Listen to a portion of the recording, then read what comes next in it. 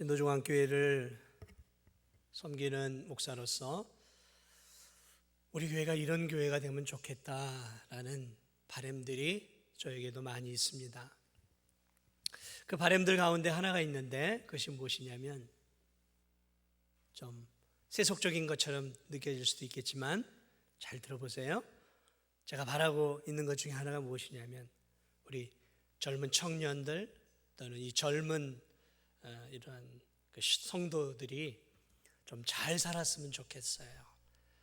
좀 가난하게 살기보다는 잘 살고 또 사회에서도 입지를 좀 갖고 진도 군 안에서도 좋고 이렇게 좀 사회적으로도 입지도 갖고 잘 살고 그러면서 신앙생활도 아주 잘하는 그런 좀 젊은 세대들이 우리 교회 안에서 많이 생겼으면 좋겠다.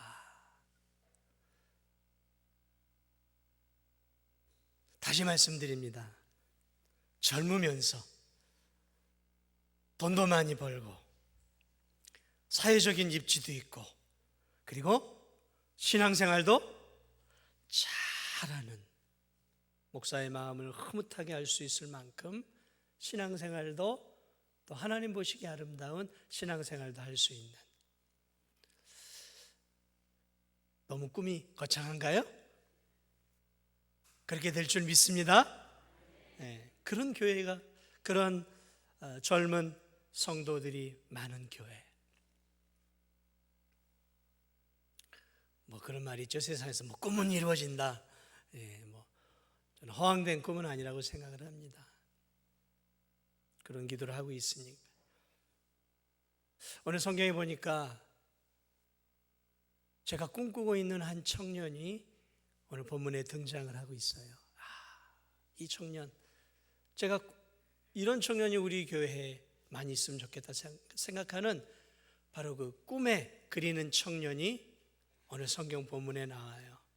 그 사람이 오늘 예수 그리스도를 만나며 예수님에게 예수님 내가 어떻게 해야 영생을 얻을 수 있습니까? 하고 이 젊은 나이의 청년이에요. 오늘 본문은 여기 나와 있지만 다른 본문을 보면 청년으로 나와 있어요.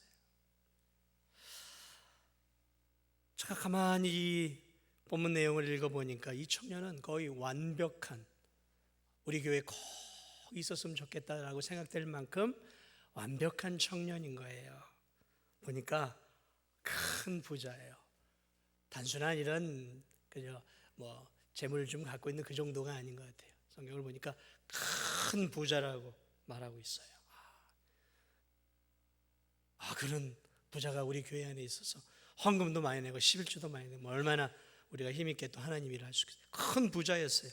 모르겠어요. 부모의 재산을 물려받았는지 자수성가했는지 아니면 물려받고 자기가 열심히 땀 흘려서 지금의 이 큰 부자의 자리에 이르는지 모르겠지만 어쨌든 성경을 전체적으로 보면 이 사람은 열심히 성실하게 살아가는 부자였던 것은 틀림이 없는 것 같아요. 큰 부자였어요. 그리고 이 사람은 관료였어요. 관료, 좀 높은 지위에 있는 관료 출신이라는 거죠. 그만큼 그가 열심히 공부했다라는 거겠죠. 땀 흘려 학창시절에 땀 흘려 공부해서 결국은 젊은 나이에 상당히 높은 관료의 자리에 올라섰다라는 것이죠. 그만큼 이는 재능도 있고 지식도 있고 물질적인 부유함도 있고 또 인생에 대해서 성실하게 살아가는 대단히 귀한 청년이었던 거예요. 그런데 거기서 머무른 게 아니라 오늘 이 청년은 모태신앙인이었어요. 모태신앙인. 태어나면서부터 하나님을 믿었던 사람이었던 것이죠. 오늘 예수님과 대화를 보면 어려서부터 십계명을 잘 지켰다. 이 구약시대 성도들에게서 가장 중요한 계명은 십계명이잖아요. 그 십계명을 그는 잘 지켰다라는 거죠. 어려서부터 모태신앙인으로 태어나서 교회를 벗어나지 않은 성도였다라는 거예요. 교회를 벗어나지 않은 청년이었다. 어린 시절부터 주일학교를 거치고 청년에 이르기까지 오늘날로 말하면 교회를 떠나지 않는 신실한 올곧은 교회 밖을 나가보지 않는, 그래서 변함없이 일관된 신앙생활을 했던 청년이었다라는 것이죠.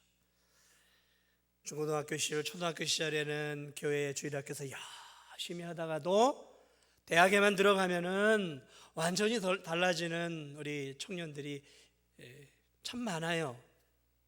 안타깝죠. 이단에 빠지기도 하고 술 취하고 방탕하게 빠져버리기도 하고, 내가 언제 이렇게 신앙생활을 했냐 할 만큼 대학을 들어가 버리면 이렇게 달라져 버리는 그러한 학생들을 바라볼 때마다 참 청년 때까지 이렇게 신앙을 잘 지켜가는 것이 얼마나 중요한 것인가.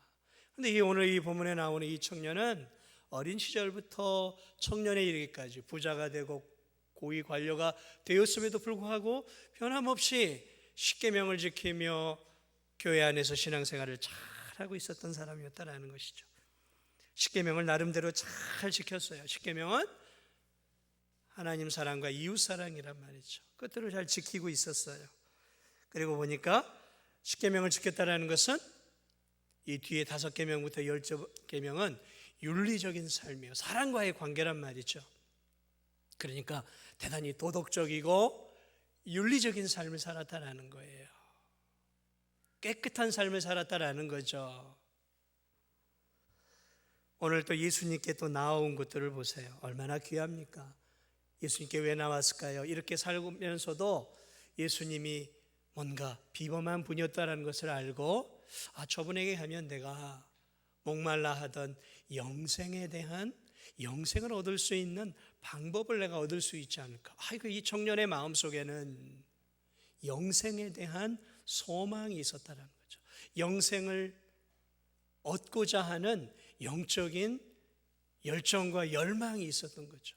이 청년 때라면 보통 세상의 것에 취해서 먹고 마시고 즐기고 누리는데 관심이 많을 수 있는 나이대란 말이죠. 그런데 이 청년은 놀랍게도 영원한 보이지 않는 세계에 대한 관심을 갖고 있었어요.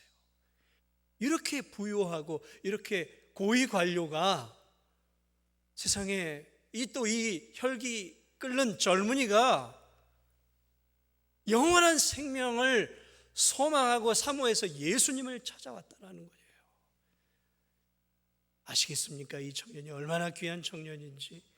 제가 볼 때 이런 청년은 오늘날도 흔치 않지만 그 당시에도 결코 흔치 않은 청년이었다라는 거예요. 이런 청년이 우리 교회 10명만 있으면 우리 교회가 달라지겠죠?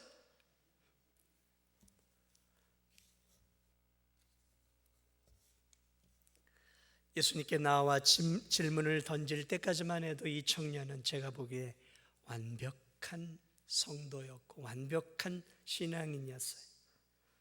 너무나 우리 교회에 꼭 있어야 될 모델이라고 생각될 만큼 멋진 청년이었어요.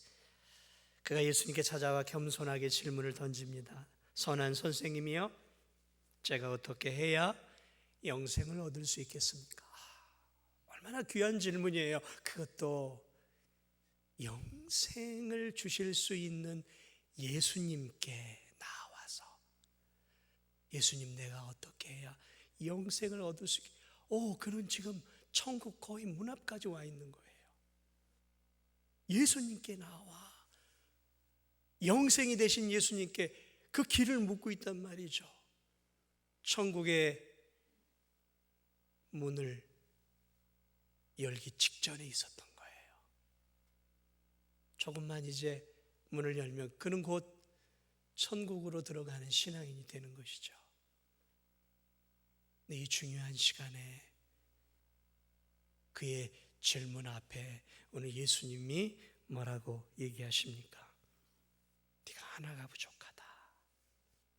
네가 하나가 부족한데 네가 가지고 있는 재물을 다 팔아서 가난한 이웃들에게 나눠주고 그리고 나를 따르라. 어떻게 영생을 얻을 수 있습니까? 라고 물어봤을 때 전혀 예기치 않은 답변을 듣게 돼요. 이 청년이. 너는 완벽하지 않은데 하나만 잘하면 돼. 그것은 네 재물을 다 팔아 가난한 자들에게 주고 나를 따르라 그래요. 청년이 이 기가 막힌 요구에 얼굴빛이 어두워지기 시작합니다. 영생의 문 앞에 서 있는 그 청년의 얼굴빛이 어두워지고, 그리고 마침내 그는 예수 그리스도의 명령을 따르기를 거부하고 영생이 되시는 예수님에게서 뒤로 돌아서서 영생으로부터 멀어지는 세상으로 완전히 가버려요. 너무 비극적인 가슴 아픈 사건이에요. 그래서 완벽에 가까웠던 신앙인이었는데 천국문 앞에서, 영생의 문 앞에서, 그 영생의 문을 열 수 있는 길을 열어주신 그 예수 그리스도 제한 앞에 그 제한을 거부하고 세상으로 가버려요. 신앙적으로 완벽한 청년이라고 생각했는데 영생에 대한 소망이 있었기 때문에 예수님이 제시한 그 영생을 꽉 붙잡을 줄 알았는데, 당연히 베드로처럼 아멘 주님 하고 어업을 포기하고 배를 포기하고 예수님을 따라갔던 그 제자들처럼 포기하고 예수님을 따를 줄 알았는데, 그런 예수님의 제자됨을, 영생을, 하나님의 일꾼됨을, 영원한 생명을, 천국을 포기해버리고 돌아 세상으로 가버려요. 도대체 이 청년은 어떤 신앙인이었을까요? 도대체 이 청년은 어떤 신앙을 가지고 교회 생활을 했을까요? 어떤 마음을 가지고 하나님이 주신 계명을 이렇게 잘 지키고 교회 나와 예배를 드렸을까요? 그래서 저는 오늘 여러분들에게 이 청년의 신앙을 여러분과 함께 좀 나눠보고자 합니다. 도대체 이 청년은 어떤 신앙인이었는가? 오늘날로 말하면 이 청년은 교회 안에서 열심히 신앙생활을 했던 청년이에요. 예배를 잘 드리고 헌금도 잘 드리고 봉사도 했던 청년이었던 것이 틀림이 없어요. 오늘날로 보면 목사가 보기에 야, 너는 진짜 멋진 신앙이냐라고 목사가 추켜 세울 수 있을 만한 그러한 청년이었다는 거죠. 그런데 이 청년의 마음 속에는 목사가 보기에, 다른 성도들이 보기에 볼 수 없는 은밀한 것들이 그의 마음 안에 가득 있었다는 거죠. 도대체 이 청년은 어떤 신앙을 가지고 있는 청년이었냐 말이죠. 그게 세 가지로 저는 이 청년의 문제점을 드러내고자 합니다. 무엇이 문제였는가? 그리고 이 청년의 문제점을 통해 신앙생활을 하고 있는 저와 여러분들을 비교해 보세요. 이 청년과 비교해 보세요. 왜냐하면 이 청년은 형식적으로는 저와 여러분만큼, 저와 여러분보다 더 외적인 신앙생활을 잘하고 있는 청년이었기 때문에 그래요. 이 청년의 첫 번째 문제점은 무엇이었을까요? 그는 자신은 그래도 하나님 앞에서, 사람들 앞에서 꽤나 괜찮고 의로운 신앙인이다라고 생각하며 신앙생활을 했던 사람이라는 거예요. 어떤 마음을 갖고 있다고요? 하나님 앞에서, 사람들 앞에서, 성도들 앞에서 나는 꽤나 괜찮은, 나는 의로운 신앙인이다라고 생각하며 신앙생활을 하고 있었다라는 거예요. 이 예수님과의 만남과 대화를 보면 그는 자기 자신을 거룩하신 예수님 앞에서도 죄인이라고 생각하지 않아요. 죄인의 모습으로 예수님 앞에 나오지 않아요. 너 율법 잘 지켰냐? 예수님 저 율법 잘 지켰어요. 너 살인, 간음, 도덕죄, 내 부모를 공경하는 이러고 거짓 증거하지 않는 거 잘했어. 그럼요. 예수님 저는 어려서부터, 어린 시절부터요, 저는 잘했어요. 저는요, 교회에서 하라고 하는 대로 했고요, 목사님이 시키는 대로 나름대로 열심히 신앙생활 했다니까요. 헌금 생활도 제가 잘했어요. 주일날도 교회 나와서 예배 잘 드렸다니까요. 어려서부터요, 지금까지요. 그러므로 이 예수님과의 대화 속에서 느껴지는 뉘앙스는 무엇이냐? 그는 거룩하신 예수 그리스도 앞에서 자신은 죄인이 아니다라고 생각하고 있는 거예요. 나는 괜찮은 신앙인이고 나는 의로운 신앙인입니다. 뭔가 내가 좀 부족한 것은 있지만 그는 나름 하나님 앞에서 율법을 잘 지키고 율법이 요구하는 범위 안에서 이웃도 사랑하고 이웃에게 선한 일도 행하고, 그러면서 하나님도 제가 나름 잘 섬겨왔어요 하고 예수님 앞에 지금 당당하게 이야기하고 있어요. 그는 지금 예수님 앞에서 자기 자신이 죄인이라고 전혀 생각하고 있지 않다라는 거죠. 성경을 보면 어떤 바리새인이 회당에 들어가서 기도를 해요. 두 손을 들고, 하나님, 나는 11조도 잘 드렸습니다. 나는 작은 그런 아주 작은 것 하나도 들어와도 그 11조를 드렸고, 고아 가부를 위해서도 나름 이렇게 베풀었고, 일주일에 몇 번 금식도 하고 기도도 열심히 했습니다. 하나님, 저쪽에 앉아가지고 있는 저 죄인 세리하고 다르게 저는 정말 괜찮은 신앙인 아닙니까 하나님? 이러고 기도를 하고 있는 바리새인이 나와요. 그 바리새인이 오늘 이 청년에게 그대로 지금 보여지고 있는 거예요. 거룩하신 예수 그리스도 앞에 나왔다면 그는 마치 기도하는 세리처럼, 주님, 내가 죄인입니다. 내가 죄인입니다. 주님, 나를 불쌍히 여기소서. 내게 구원의 은혜를 베푸소서. 이게 예수님 앞에 나오는 성도의 모습이거든요. 참된 모습. 그런데 오늘 이 청년은 뭐라고 얘기하고 있어요? 예수님 앞에서, 예수님 저는 잘하고 있었어요. 잘하고 있었단 말이죠. 자신을 괜찮은 신앙인, 예수님 앞에서조차도 의로운 신앙인, 다른 성도들에 비해서 훨씬 더 나은 신앙인으로 그는 하나님 앞에서 자기 자신을 자랑하고 있다는 것이죠. 이 청년의 첫 번째 문제가 그런 모습이, 자기를 주님 앞에서 죄인의 모습으로 서지 않고 의인의 모습으로 서고 있다는 거예요. 교회 안에도 이런 성도들이, 교인들이 있어요. 적어도 자신은 하나님 말씀대로 살기 때문에 죄인은 아니라고 생각해요. 내가 무슨 감옥에 갈 만한 죄를 지었나, 법 없이도 산다는 소리를 들었는데 뭘 내가 죄인이야.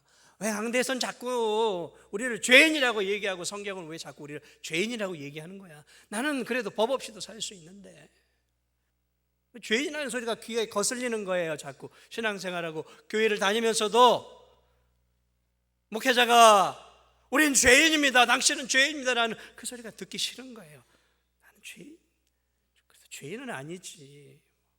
다른 사람보다 낫고 지금 말씀대로 살려고 애를 쓰고 나름 헌금 생활도 좀 잘하려고 애를 쓰고 있고, 도덕적 윤리적으로 좀 부끄럽지 않게 저 신문을 도배하고 있고, 저 뉴스에서 나오는 저 부도덕하고 부정직하고 저 불경건한 사람들에 비하면 나는 훨씬 더 의롭지 생각하고 있는.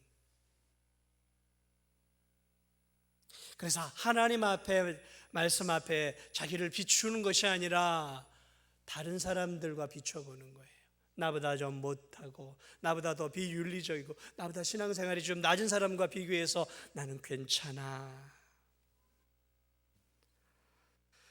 여러분, 성경이 무엇을 말하고 있습니까? 의인은 없나니 하나도 없다. 모든 사람이 죄를 범하였음에 하나님의 영광에 이르지 못하더니.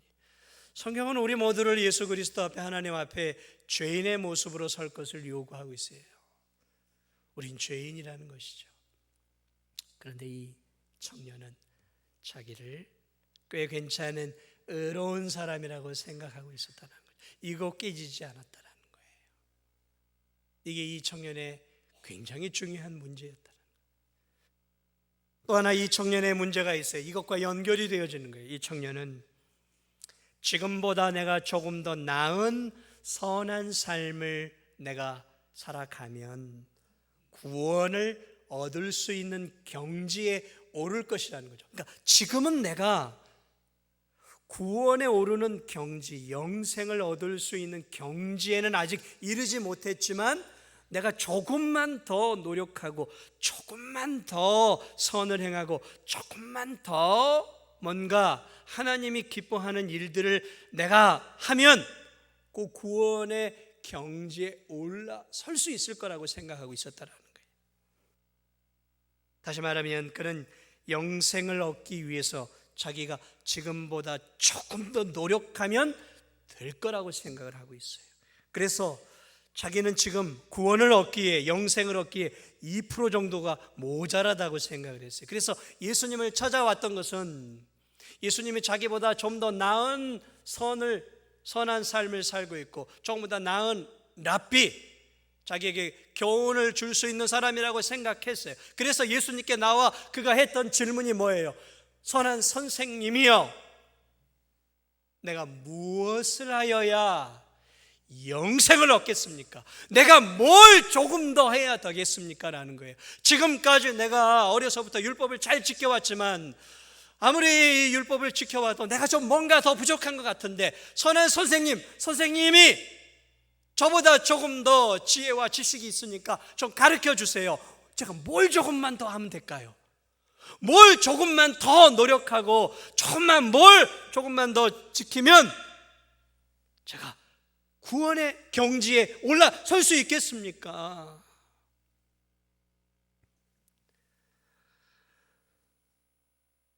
이 청년의 마음속에는 뭔가 내가 조금만 더 하면 영생의 단계에 올라갈 것 같은 느낌을 가졌다라는 거죠. 그렇게 살아왔다라는 거죠.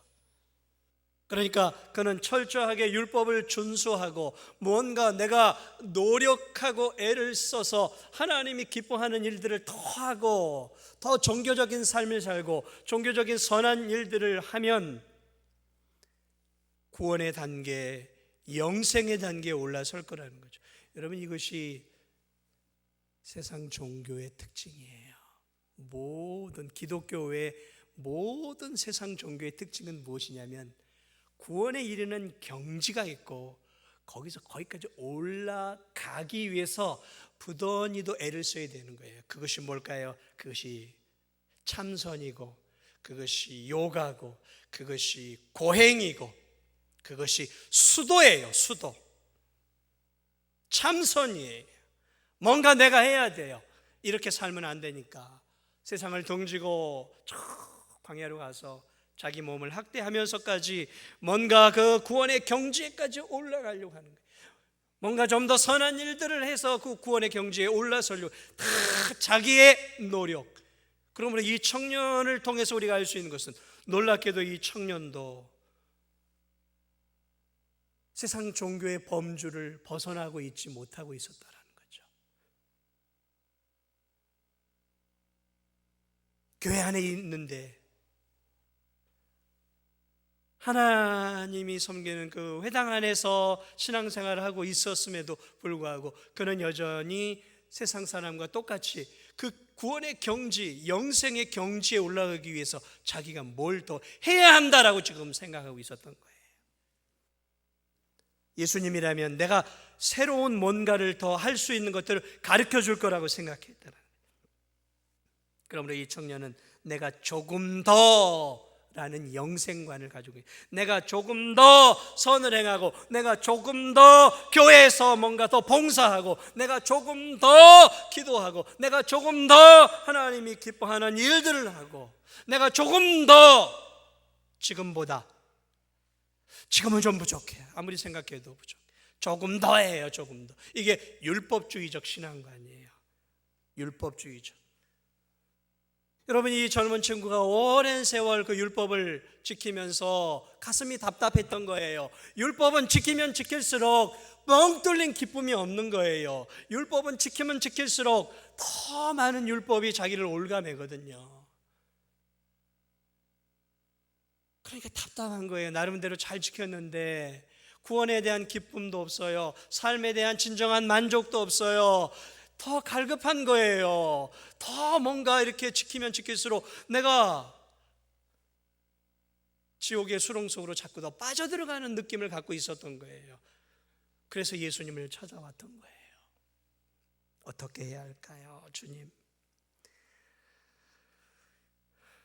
이게 율법주의적인 신앙관이에요. 뭔가 내가 선을, 착한 행동을 통해서 영생을 얻고자 했던 것이죠. 교회 안에도 이런 교인들이 있어요. 구원의 확신이 없어요. 천국 갈 자신이 없어요. 천국 가고 싶어요. 영원한 생명도 얻고 싶어요. 그래서 이런 교인들이 끊임없이 하는 게 뭐예요? 그래, 내가 조금만 더 봉사하면 하나님을 더 만족시켜서 나를 구원해 주지 않을까? 이런 교인들은 열심히 봉사를 해요. 봉사하다가 또 봉사를 제대로 못하게 되어지면 아유, 내가 이렇게 살아가지고 천국 갈 수 있겠어? 하나님의 마음을 흡족하게도 못 시켜드리는데, 그러면서 끊임없이 천국과 지옥을 왔다 갔다 해요. 교회 안에서 끊임없이 천당과 지옥을 왔다 갔다 한다면, 어떨 때는 내가 잘 교회 봉사하고 주님을 위해 섬기면은 천국에 온 것 같은 기쁨을 누리고, 그렇게 살지 못하면 저 지옥에 떨어질 것 같은 불안과 염려와 근심이 사로잡아요. 천국과 지옥을 신앙생활하면서 늘 왔다 갔다 하는 거예요. 죽을 때까지 그렇게 사는 거예요.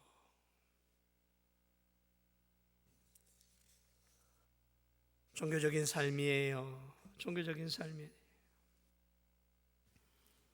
마귀는 늘 우리에게, 또 교회를 다니는 교인들에게, 야, 너는 아직 그거 공부 좋게 조금만 더 해, 조금만 더 노력해, 조금만 더 높은 경지로 올라가야지, 그 경지 가지고 어떻게 천국에 들어갈 수 있겠어 하고 우리에게 어떤 기준점을 늘 제시해요. 조금만 더 갖고는 안 돼 하고 우리를 유혹을 한단 말이죠. 여러분, 참된 구원이 내가 조금만 더 해서 해요? 참된 구원이 내가 조금만 더 교회 안에서 뭔가를 해서 얻을 수 있는 겁니까? 아니잖아요. 구원은 값없이 주시는 하나님의 은혜의 선물이죠. 물론 우리가 조금만 더 주를 위해 살고자 하는 마음은 중요해요. 그러나 조금만 더 해서 내가 구원을 얻고자 한다면, 그는 교회를 다니지만 여전히 세상의 수많은 종교와 아무런 차이도 없는 세상 종교를 가지고 이 교회 안에서 살아가고 있는 거예요. 참된 기독교는 조금만 더가 아니에요. 주 예수 그리스도를 믿으라. 그리하면 너와 내 집이 구원을 얻으리라. 영접하는 자고 그 이름을 믿는 자들에게는 하나님의 자녀가 되는 권세를 주셨나니. 구원을 얻는데 성경에 어디 행위가 들어갈 틈이 어디 있어요? 구원을 얻는데 어디 행위가 들어가냔 말이에요. 어디 조금만 더가 있냔 말이죠. 물론 구원을 얻은 뒤에는 조금만 더 내가 주를 위해 살아가야 하겠죠. 그러나 이 청년은 아직 구원을 얻은 단계가 아니었던 거예요. 조금만 더 해서 구원의 경지를 올려가려고 몸부림치고 있었고, 그래서 예수님께 나와서 예수님, 내가 뭘 조금만 더 해야 하겠습니까? 이 청년의 세 번째 문제가 있어요. 그것은 첫 번째와 두 번째와 연결이 되어지는 거예요.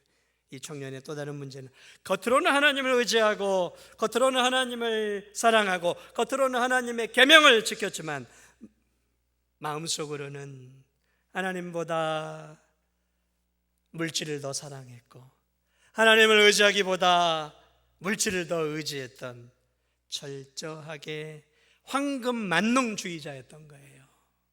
철저하게 물질주의자였다라는 거죠. 놀랍지 않습니까? 이 청년이 철저하게 물질주의자였고 철저하게 황금 만능주의자였다라는 거예요.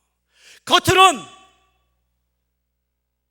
대단한 신앙인이었는지 모르지만 그 속은 철저하게 물질을 붙잡고 물질을 의존하고 살아갔던 황금 만능주의자였다는 거예요.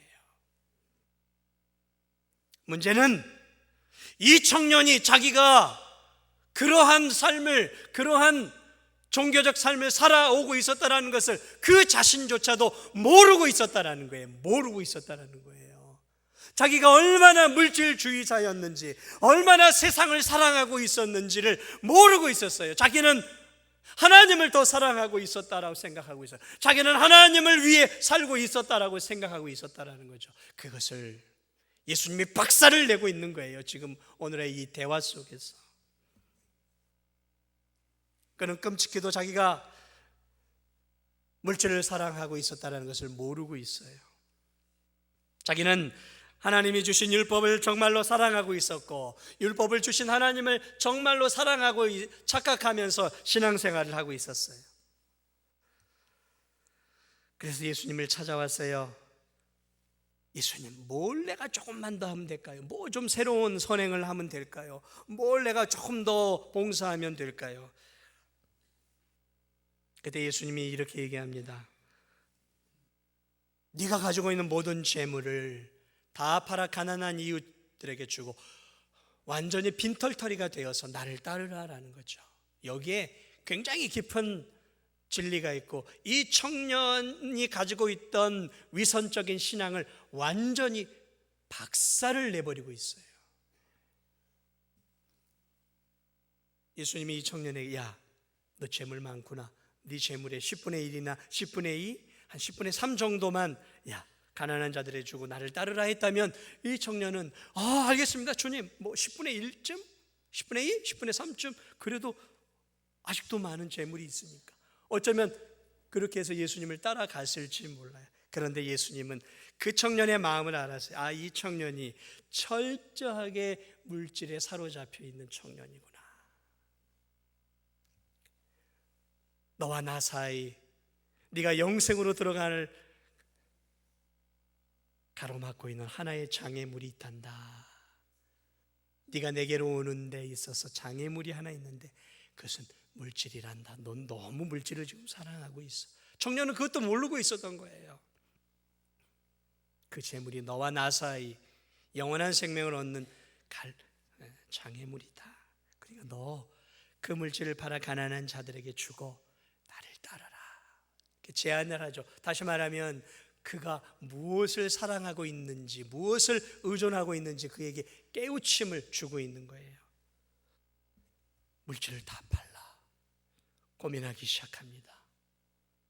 이 물질이 도대체 어떤 물질일까? 비로소 이 청년은 자기가 가지고 있는 물질과 부와 성공과 고위 관료가 된 그 모든 것들이 자기에게 어떤 의미인지를 깨닫기 시작하는 거예요. 그전에는 깨닫지를 못했어요. 그런데 다 팔아버리고 빈털터리가 되고 고위 관료를 다 내려놓고 나를 따르라고 한 거죠. 철저하게 예수님을 따르라고 한 거죠. 다 버리라는 거죠. 그때 비로소 생각합니다. 도대체 이 땅의 부와 성공과 물질이 나에게 어떤 의미였는지를 깨닫기 시작합니다. 이걸 다 버리고 예수님을 따른다. 그리고 그래서 영생을 얻는다. 고민하기 시작합니다.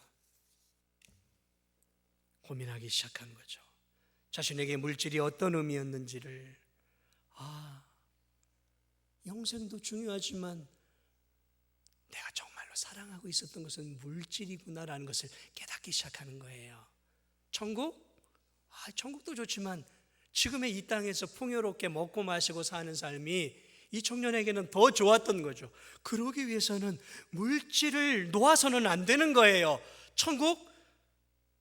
가는 것도 중요하지만 천국이 중요한 게 아닌 거예요. 영생 중요한 것처럼 느껴져요. 영생이 중요한 게 아니라 현실이 중요한 거예요. 현실, 지금이 중요했던 거예요. 가만히 생각하니까 놓을 수가 없는 거예요. 놓을 수가 없는 거예요. 그럼 깨닫기 시작합니다. 사실은 내가 하나님보다 물질을 꽉 붙잡고 살았구나. 하나님을 사랑하는 것보다 사실은 내가 물질을 더 의존하고 살았구나를 깨닫게 되어지는 거죠. 둘 중에 하나를 선택을 해야 되는 거예요. 선택의 기로에 놓여지면서 그가 깨닫게 돼요. 내가 진짜로 사랑했던 건 물질이었구나. 결국은 내 인생을 행복하게 해주는 것도 물질이고 성공이고 돈이었구나.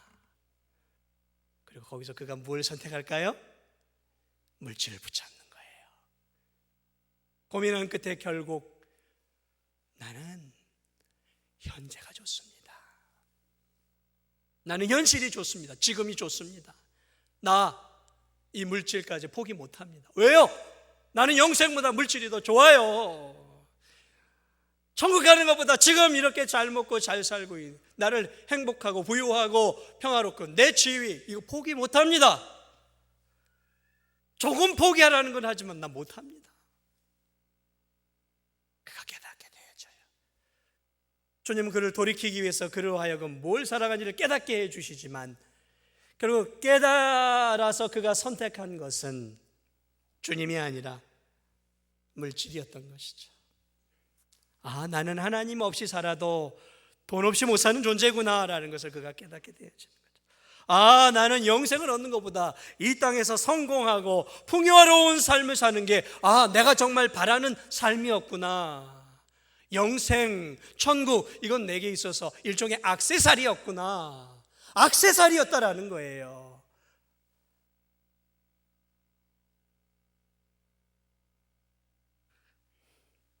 그의 밑바닥을 드러내 준 거예요. 그런데 그는 그 밑바닥이 드러났음에도 불구하고 결국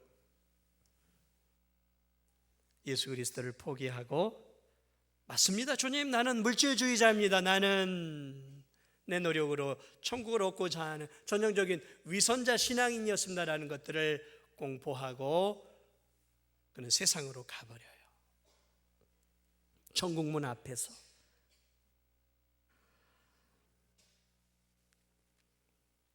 이런 교인들은 없습니까? 교회를 출석하면서도 역시 세상은 신앙보단 돈이지. 신앙도 있어야 되겠고 예수 믿는 것도 필요하지만 돈이지 돈. 돈 없어가지고 안 되는 게 뭐가 있어 이 세상에. 돈과 물질이지. 그렇게 생각하면서 신앙을 가볍게 여기고 돈 벌기 위해 풍요의 삶을 추구하고 있는 성도들이 한국 교회는 많아요. 여러분, 이 청년은 하나님 앞에 사람들 앞에서 자기는 꽤나 괜찮은 의로운 신앙인이라고 착각하고 살았어요. 그는 좀 더 나은 선행, 좀 더 나은 선한 행실, 좀 더 나은 종교적인 삶을 뭔가 조금만 더 하면 자기는 영생에 올라갈 거라고 생각하는 지극히 세속적인 신앙관을 교회 안에서 갖고 있었다. 그는 인생에서 가장 중요한 것은 돈이요, 물질이요, 성공이요, 풍요라고 믿고 있었던 전형적인 황금 만능주의자였던 것이죠. 다시 말하면 이 청년의 신앙을 한마디로 요약을 하면 이 청년은 혼합주의 신앙이었어요. 혼합주의 신앙.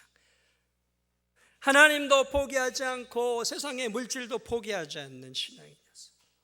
하나님도 조금 사랑하지만 세상의 물질은 조금 더 사랑하고 있어요. 혼합주의. 두 개를 다 잡고 있었다라는 거죠. 두 개를 다 놓치기 싫었다라는 거죠. 이 땅에서 풍요롭고 부유하고 살고 싶고 죽어서는 저 영원한 천국에도 가고 싶었던 거예요. 두 가지를 다 잡고 싶어요. 두 마리 토끼를 다 잡기를 원했던 거죠. 세상에 한 다리, 교회 한 다리, 양다리를 걸치면서 교회에서는 멋진 신앙인인 것처럼 세상에서 누리고자 하는 모든 것들을, 쾌락과 세상 즐거움들을, 풍성한 삶을, 두 가지를 적절하게 유지시키면서 세상의 복도, 영적인 복도 함께 다 누릴 수 있을 거라고 착각하며 살아가는 양다리 신앙인이었던 것이죠. 그러나 어디에 더 중심이 있었을까요? 세상에 중심이 더 있었던 거죠. 전형적인 혼합주의 신앙이었어요. 구약의 이스라엘 백성들이 그랬어요. 저 풍요의 땅 가나안 땅에 들어갔어요. 그 땅에 들어가서 여호와 하나님을 그들이 섬겼어요. 우리를 애굽에서 건져내신 하나님, 전쟁에 능한 하나님으로 믿고 있어요. 그런데 이 땅에 보니까 풍요를 가져다 주는 바알과 풍성한 소와 양과 이런 것들을 가져다주는 아세라 신이 있네요. 이야, 그래 우리 하나님도 섬기고 바알과 아세라, 풍요와 풍작을 가져다주는 출산의 신 아세라도 같이 섬기자 해가지고 혼합주의 신앙이 되면, 이 사사기 시대에 들어서 혼합주의예요. 하나님도 바알도 아세라 다 붙잡는 신앙, 이것도 아니고 저것도 아닌 엉망진창의 신앙이었다. 그게 이스라엘 백성들의 모습이었다라는 것이죠. 오늘 교회를 다니면서도 여전히 나도 하나님도 사랑하고 돈도 사랑하고 세상도 사랑하며 두 가지를 다 할 수 있을까요? 다 할 수 있으면 얼마나 좋을까요? 그런데 우리 주님이 한 사람이 두 주인은 섬길 수 없다라고 말씀하셨어요. 두 주인을 섬겼어요. 물질을 섬기든 하나님을 섬기든 하나다라는 거죠. 그러니까 물질이 결국 예수님 뭐라고 하면 신이다라고 표현하고 있어요. 신이다, 우상이다라는 거죠. 왜? 결국 그렇게 따라가면 그것이 나에게 성공과 행복과 모든 것들을 보장해 준다는 거죠. 혼합주의 신앙이었다라는 거죠. 사랑하는 여러분, 오늘 주님이 이 청년에게 했던 하나의 말씀만을 이 아침에 기억했으면 좋겠습니다. 너에게 한 가지 부족한 것이 있다. 두 가지도 아니라 한 가지라고 말하고 있어요. 너와 나 사이를 가로막고 있는 한 가지, 네가 영원한 생명에 들어가기를 가로막고 있는 그 한 가지가 무엇이냐? 사랑하는 여러분, 오늘 여러분 가운데 그 한 가지가 무엇이 있습니까? 이렇게 신앙생활 하면서 하나님과 나보다, 하나님보다 더 사랑하고 하나님보다 더 좋아하고 하나님보다 더 붙잡고 있는 것이 혹시 이 청년처럼 물질이 아니었는가?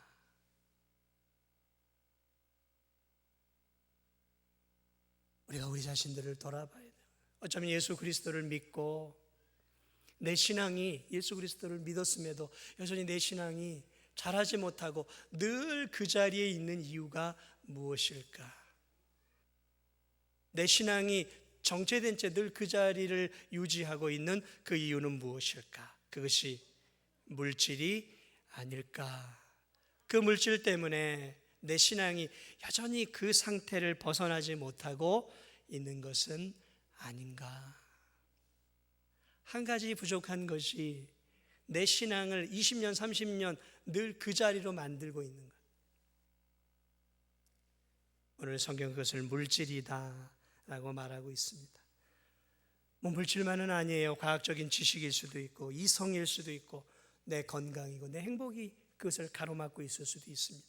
그러나 오늘 저는 이 예수 그리스도께서 한 이 부자 청년 관리와 대화를 통해서 다시 한번 우리가 내 신앙과 나와 하나님 사이를 가로막고 있는 것은 무엇일까? 그 한 가지는 무엇일까? 그 한 가지를 제거하지 않으면 여전히 우리는 이 상태에서 더 나은 상태로 갈 수 없어요. 그것을 발견해야 합니다. 그리고 그것을 제거해야 합니다. 그럴 때 우리는 주님이 원하는, 주님이 기뻐하는 더 높은 신앙의 경지로 갈 수 있음을 기억하면서 그 한 가지를 발견하고 그 한 가지를 제거해 하나님 기뻐하는 믿음의 단계로 올라가는 저와 우리 성도들이 되시기를 주님의 이름으로 축복을 드립니다.